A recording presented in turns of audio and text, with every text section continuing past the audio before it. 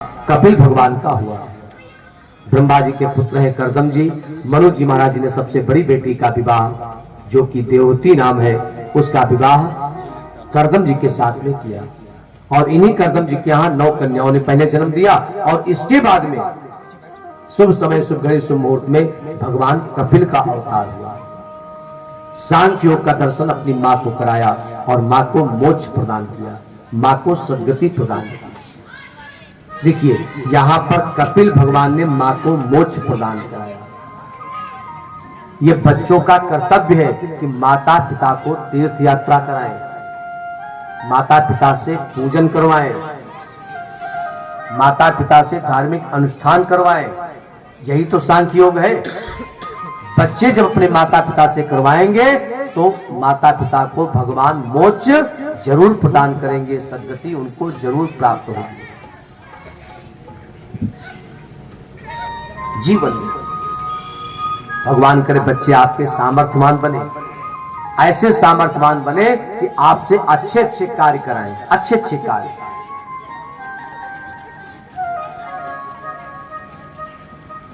प्राण प्रतिष्ठा में हमारे, मैं नहीं जजमान बनूंगा ना, मैं अपने पूज्य पिताजी को बनाऊंगा। उन्हीं के हाथों से प्राण प्रतिष्ठा ठाकुर जी की करवाएंगे।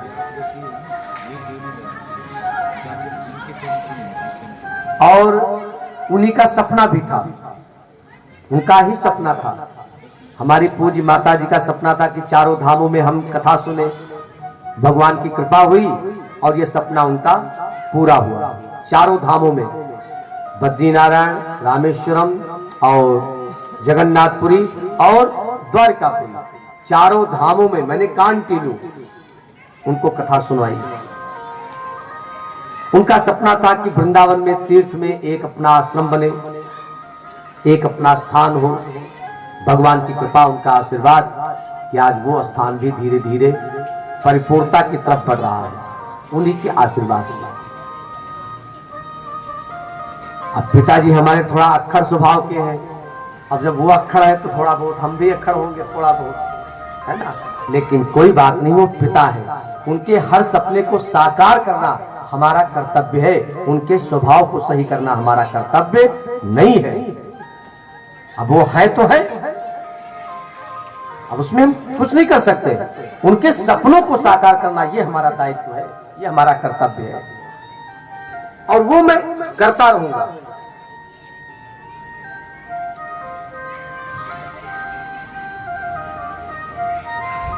जीवन में देखिए, आप सामने वाले को ना बदलिए, आप स्वयं बदल जाइए। आप सामने वाले को ना बदलिए, आप स्वयं बदलाव ले।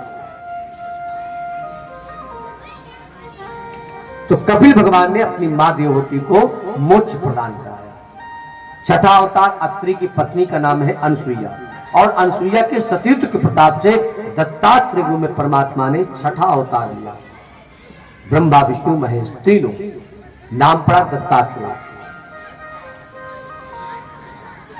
सातवां अवतार रुचि प्रजापति की पत्नी का नाम है आकुति, जो मनु जी महाराज की सबसे छोटी बेटी है। आकुति नाम है। इनका विवाह रुचि प्रजापति के साथ हुआ, और इन्हीं के यहाँ यज्ञ स्वरूप में परमात्मा ने सातवां अवतार लिया, यज्ञ स्वरूप में। हर गृहस्थ को चाहिए, हर दाम्पत्य जीवन में चाहिए कि प्रतिदिन कोई ना कोई यज्ञ जरूर करे। प्रतिदिन जल्दी प्रसन्न होते हैं भगवान यज्ञ से, होता है सारे विश्व का कल्याण यज्ञ से। जरूर करें।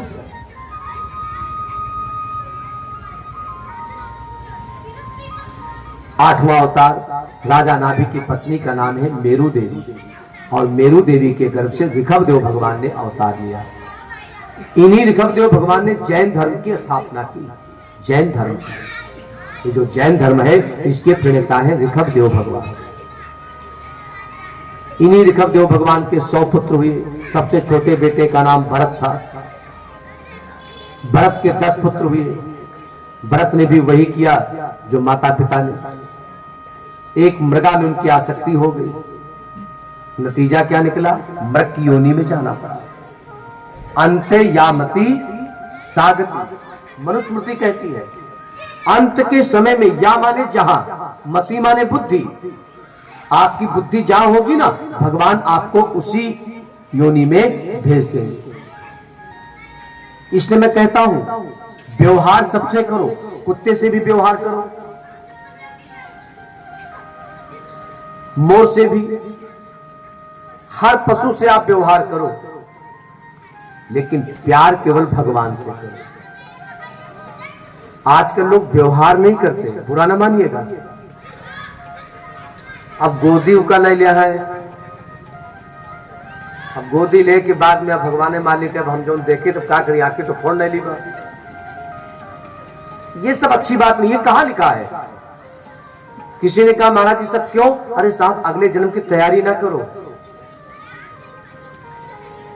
जीवों से व्यवहार करो, जीवों से प्यार नहीं, प्यार तो भगवान से करो।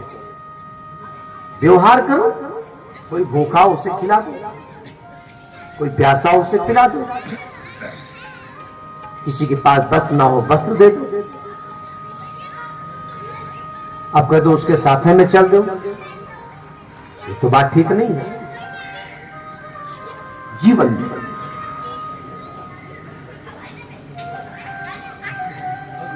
थोड़ा सा शास्त्रों को समझना है। प्यार में और व्यवहार में बहुत बड़ा अंतर है। प्यार हम एक से कर सकते हैं, व्यवहार अनेक से कर सकते हैं, यही अंतर है साहब। प्यार हम अनेक से नहीं कर सकते हैं ना, व्यवहार अनेक से कर सकते हैं।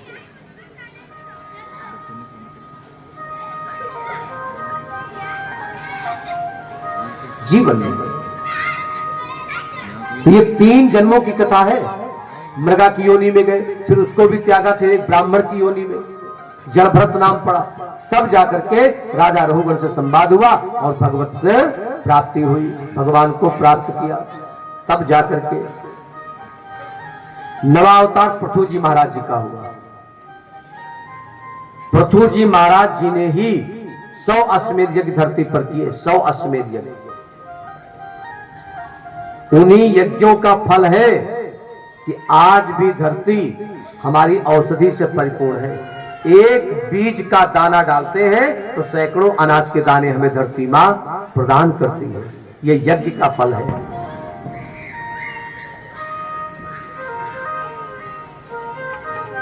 ध्रुव भैया की पावन कथा आती है। मात्र खट मास में ध्रुव भैया ने भगवान की गोद को प्राप्त कर लिया। लेकिन जानते हो कब प्राप्त किया? थोड़ा ये समझिएगा।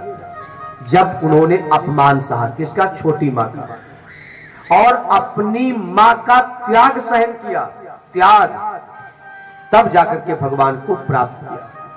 मात्र 5 वर्ष की अवस्था में, मात्र 6 महीने के अंदर ध्रुव भैया ने भगवान को आने पर मजबूर कर दिया, भगवान की गोद को प्राप्त किया। सती मैया के उपाख्यान की कथा आती है। प्रसूति की बेटी है सती, मनु जी महाराज की जो बीज की बेटी है, और सती का विवाह भोले बाबा के साथ हुआ। आगे की कथा आप सबको पता है।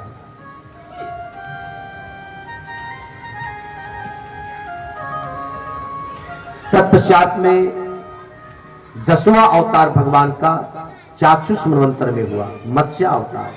मत्स्य अवतार 7 औषधियों की भगवान ने रक्षा की 10वां अवतार लेकर के, मत्स्य अवतार। 11, 12 और 13, एकादश, द्वादश और त्रयोदश, ये 3 अवतार भगवान ने समुद्र मंथन के समय लिया। समुद्र मंथन के समय वासुकी नाग की रस्सी बनाई गई, मंदराचल पर्वत की मथानी बनाई गई, और तब समुद्र मंथन हुआ। मंदराचल पर्वत समुद्र में डूबने लगा तो भगवान ने पहला अवतार लिया, कच्छप अवतार। कच्छप अवतार, और मंदराचल पर्वत को अपनी पीठ के ऊपर धारण किया।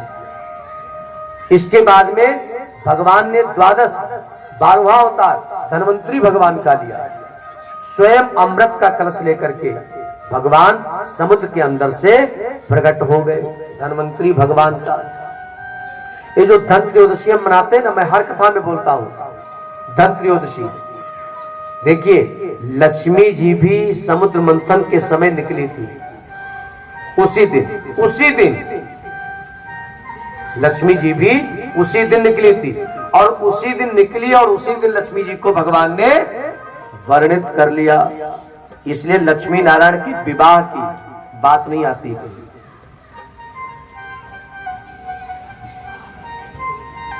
दुल्हन लइगे लक्ष्य निवासा नभ समाज सब भयो निराशा।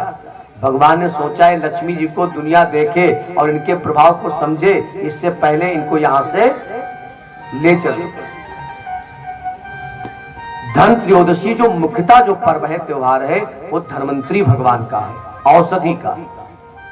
आज के दिन धन त्रयोदशी के दिन धन्वंतरी भगवान का जो पूजन करते हैं, जो उनका वंदन करते हैं, जो उनको याद करते हैं, धन्वंतरी भगवान उनको निरोग रखते हैं, उनका उपचार करते हैं।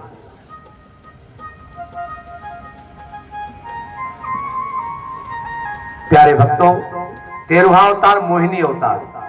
भगवान ने मोहिनी अवतार लेकर के देवताओं को अमृत पान कराया और दैत्यों को सुरापान कराया। जो जिसके लायक था भगवान ने उसको प्रदान किया।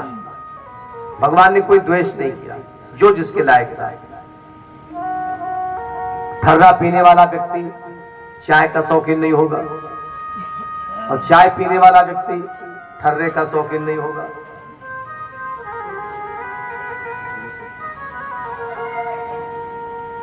जीवन में भगवान ने मोहिनी रूप धारण करके दैत्यों को सुरापान कराया और देवताओं को अमृत पान कराया। तत्पश्चात में चतुर्दश भक्त प्रहलाद की भागवत में कथा आती है। भक्त प्रहलाद की, प्रहलाद को हिरण्यकशिपु ने मारने के न जाने कितने प्रयास किए, लेकिन जाको राखे साइया मार सके ना कोई। हिरण्यकशिपु ने प्रहलाद से पूछा, बेटा आखिर तुम मरते क्यों नहीं हो? तुम्हें मैंने पहाड़ से नीचे फेंका, बच गए। अग्नि में जलाया, बच गए। विषपान कराया, बच गए। नागों से डसवाया, बच गए। काल कोठरी में बंद कर दिया, बच गए। आखिर बेटा तुम मरते क्यों नहीं हो? तो प्रहलाद ने बड़ी अच्छी बात कही। कहा, पिताश्री छोटे मुंह बड़ी बात। हालांकि बेटे का अधिकार नहीं को पिता को शिक्षा दे, लेकिन मैं आपको एक बात बताना चाहता हूं। जो मुझे मारना चाहता है वो दो हाथों का प्रयोग कर रहा है। जो मुझे मारना चाहता है वो दो हाथों का प्रयोग कर रहा, वो दो हाथों से मुझे मारना चाहता है। लेकिन जो मुझे बचा रहा है मेरा हरि है हजार हाथ वाला। अब आप बताइए, जो बचाने का काम कर रहा है उसके हजारों हाथ हैं और जो मारना चाहता है उसके दो हाथ हैं। तो हजार हाथ वाले के आगे दो हाथ वाले की नहीं चलेगी।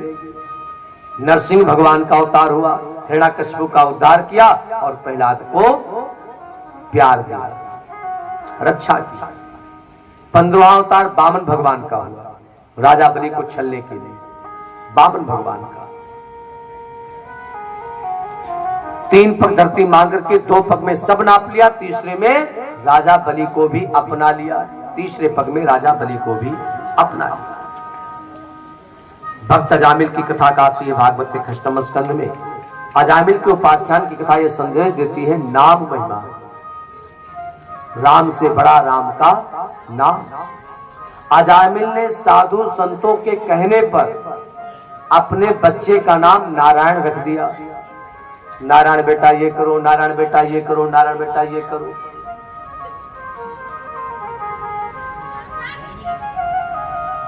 और नारायण बेटा कहते कहते अजामिल स्वर्ग का अधिकारी बन गया, स्वर्ग का अधिकारी बन गया।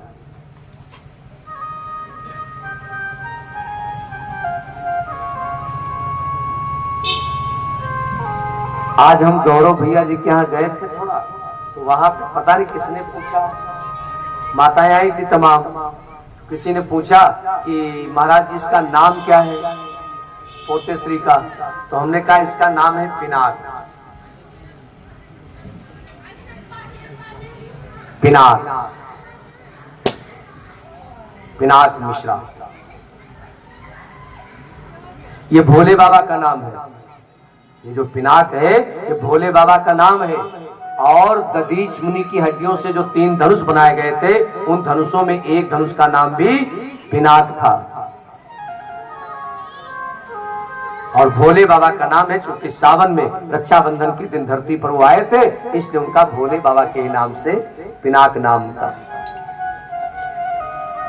बहुत कम सुना होगा आप लोगों ने, सुना ही नहीं होगा पिनाक। हकीकत तो यह है कि आप लोगों ने सुना ही नहीं होगा, लेकिन ये भोले बाबा का नाम है।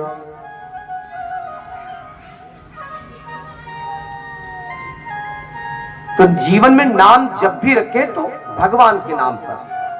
हजारों लाखों नाम है भगवान के, भोले बाबा के भी 1000 नाम है, 1000 नाम। हमारे ठाकुर जी के भी 1000 नाम है, हमारे विष्णु भगवान के भी 1000 नाम है। अजामिल की कथा संदेश देती है कि नाम अच्छा होगा ना तो उसका काम भी अच्छा होगा। जथा नाम ने तथा गुणे। और तत्पश्चात में 16वां अवतार परशुराम जी महाराज जी का हुआ। परशुराम जी महाराज जी का जमदग्नि की पत्नी रेणुका के उदर से। और 17वां अवतार वेदव्यास जी महाराज जी का हुआ, सत्यवती के गर्भ से पाराशर जी के द्वारा वेदव्यास जी महाराज जी का। तत्पश्चात में सूर्यवंश के राजाओं का वर्णन भागवत में आता है। इसी सूर्यवंश में राजा अम्बरीश हुए। एकादशी व्रत के महात्म की कथा। और कोई व्रत आप लोग चाहे रहना चाहे ना रहना, लेकिन एकादशी का व्रत जरूर रहना। एकादशी के दिन अन्न नहीं खाना चाहिए, शास्त्र ने स्पष्ट निषेध किया है। एकादशी के दिन आप अन्न ना खाओ, कूटू की पूरी खा लो, सिंघाड़े खा लो, आलू खा लो, रामदाना खा लो, फल खा लो, सब खा लो, लेकिन अन्न ना खाओ। एकादशी के दिन रहना चाहिए। राजा अम्बरीश की कथा। सूर्यवंश धीरे धीरे बढ़ता गया। इसी सूर्यवंश में मां गंगा जी का अवतरण भागीरथ जी के द्वारा हुआ। आगे आगे भागीरथ जी और पीछे पीछे मां गंगा जी। गंगा अवतरण की पावन कथा आती है, इसलिए गंगा जी का एक नाम भागीरथी भी है, क्योंकि भागीरथ जी के द्वारा धरती पर मां गंगा जी का अवतरण हुआ। धीरे धीरे सूर्यवंश बढ़ता गया, बढ़ता गया, बढ़ता गया। धीरे धीरे राम जी के करीब पहुंचा ये सूर्यवंश। अवधपुरी रघु